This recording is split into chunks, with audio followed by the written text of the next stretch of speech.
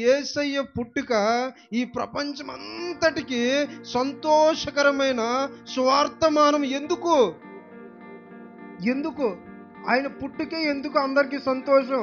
కులమత భేదాలు లేకుండా అందరూ సంతోషించాలి. నల్లోళ్ళు సంతోషించాలి, తెల్లోళ్ళు సంతోషించాలి, వృద్ధులు సంతోషించాలి, యవనస్తులు సంతోషించాలి. అందుకనే బైబిల్ మిషన్ వాళ్ళు ఏం రాస్తారంటే, చిన్నపిల్లల క్రిస్మస్, పెద్దోళ్ళు క్రిస్మస్, తెల్లోళ్ళు క్రిస్మస్, నల్లోళ్ళు క్రిస్మస్, అందరి క్రిస్మస్ అని. అంటే ఏంటంటే అందరూ చేసుకోవాలి. ఏంటి?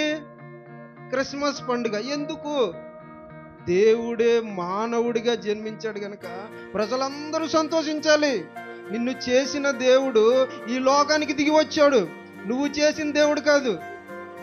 అర్థమైందా? నువ్వు చేసిన దేవుడు దిగిరాలా. నిన్ను చేసిన దేవుడే ఈ లోకానికి దిగి వచ్చాడు. ఎందుకు? ఆస్తులు సంపాదించుకోవడానికి కాదు, అంతస్తులు కట్టుకోవడానికి కాదు. యేసు ప్రభు పేరు మీద 1/2 సెంటు కూడా రిజిస్ట్రేషన్ లేదు. తెలుసా మీకు? ఒక 1/2 ఎకరం పొలం కూడా లేదు. ఎవరి పేరు మీద? మరి ఎందుకు వచ్చినట్టు? మన పేరు మీద 1 ఎకరమైనా ఉంది, లేదో సెంటు స్థలమైనా ఉంది. 1 సెంటు స్థలాన్ని కూడా రిజిస్ట్రేషన్ చేయించుకోలే. దేవుడే మానవుడికి ఎందుకు దిగి వచ్చాడంటే మన కొరకు దిగి వచ్చాడు. దేవునికి స్తోత్రం కలిగిన, మనకు రక్షణ ఇవ్వడానికి దిగి వచ్చాడు. అందుకని మీరు ఏం చేయాలంటే సంతోషించి ఆనందించి లేడి వలె గంతులు వేయాలి. అందుకని ప్రజలందరికీ కలుగబోవు మహా సంతోషకరమైన సువార్తమని. అంటే దేవుడే మానవుడిగా జన్మించాడు గనక ఎవరికి సంతోషం? సంతోషించండి. ఎప్పుడు? ఈ నెలలోనైనా సంతోషించండి. కొంతమంది జీవితాలు ఎప్పుడు సంతోషం ఉండదు. ఈ నెలలోనైనా సంతోషించండి. సంతోషిస్తే ఖచ్చితంగా మన జీవితాలు దీవించబడతాయి. సర్వోన్నతమైన స్థలములలో దేవునికి మహిమయు ఆయనకిష్టులైన మనుషులకు.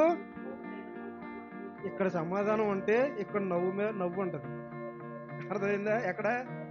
ఇక్కడ పీసుమంట ఉండి ఇక్కడ నవ్వుతారా? ఇక్కడ సమాధానం ఉండాలంటే మీరేం చేయాలంటే ఆయనకిష్టులుగా బ్రతకాలి. ఆయనకిష్టులైన వారికి భూమి మీద సమాధానము. ఆయనకిష్టులుగా ఎలా ఉండాలంటే యేసు ప్రభు నా కొరకు పుట్టాడని నమ్మితే ఆయనకిష్టులుగా మార్చుకుంటాం. దేవునికి స్తోత్రం కలుగుతుంది.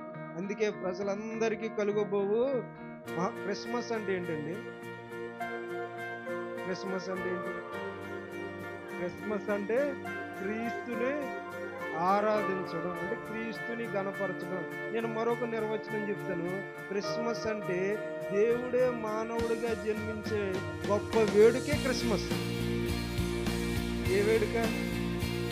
దేవుడే మానవుడిగా ఈ లోకానికి వచ్చాడు, మట్టి మానవుడిగా గనుక అది నిజమైన క్రిస్మస్కి వేడుక. దాన్ని తలంచుకుని క్రిస్మస్ చేసుకోవాలి. అదే అంతేగాని అంబరాలు వేసి సంబరాలు చేయడం ఏ ఉపయోగం లేదు. నిజంగా దేవుడే నా కోసం పుట్టాడంటే ఇక్కడ సంతోషం ఉంటుంది, ఇక్కడ కన్నీరు ఉంటుంది.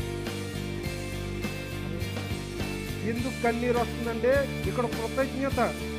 అల్పమైన నాకు, గాలి వంటి నాకు, ధూళి వంటి నాకు, ఎందుకు పనికిరాని నా కొరకు దేవుడే మనుషుడిగా పుట్టాడన్న ఆనందంతో కన్నీళ్ళు ఎక్కడ వస్తాయి.